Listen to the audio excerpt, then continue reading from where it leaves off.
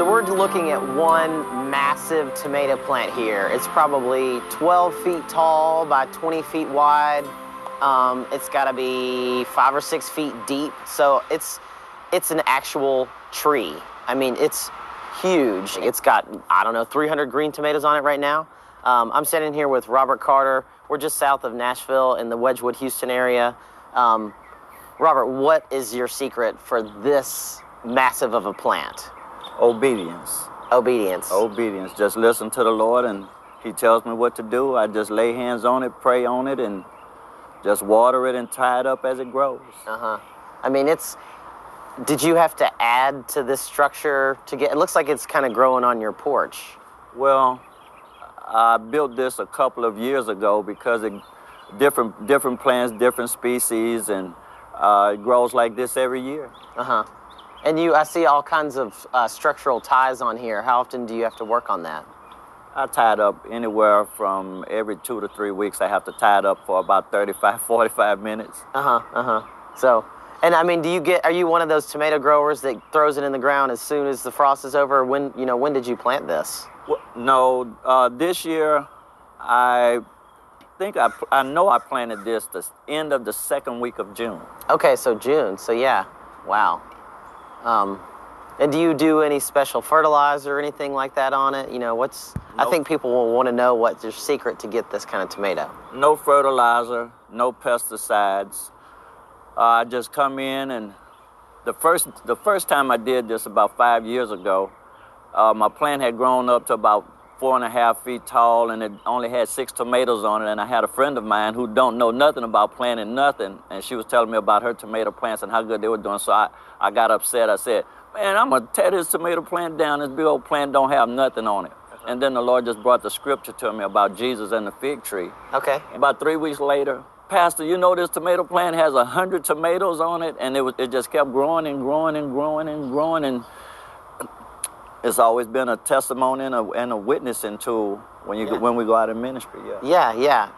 It's kind of a good comparison, that, you know, devotion to that, to church and everything, and devotion to your garden. Yeah. So there's a really close similarity to that.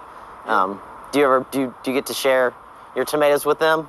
All the time. All the time. They always make green tomatoes, fried green tomatoes. Oh, yeah. But the sad thing about that is I've given away more than 12 to 1,500 tomatoes, and I'm still waiting on my fried green tomatoes. I bet you are. And now, is this any specific variety of tomato this year that you're growing?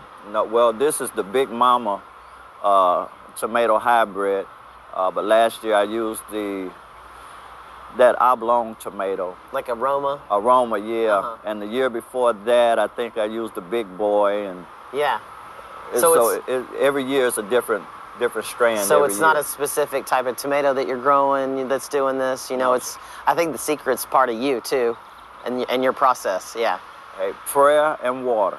Prayer and water. Water, tie it up. Prune it, cut back. Yeah. Awesome.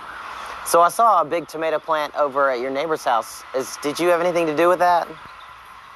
Yeah. Yes, I did.